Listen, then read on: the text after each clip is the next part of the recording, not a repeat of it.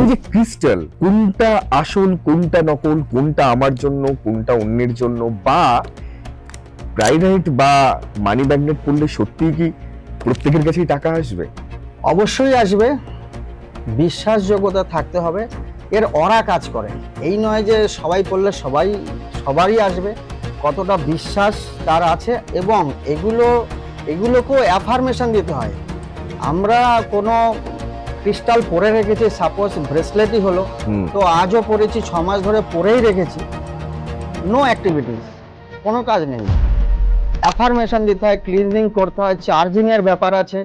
এর সমস্ত কিছু যত সময় না হবে, ওই প্রথম 15-20 দিন 1 মাস অনেকের থেকেই শোনা যাবে যখন পড়েছিলাম ভালোই কাজ দিত, পরে আর দিচ্ছে না।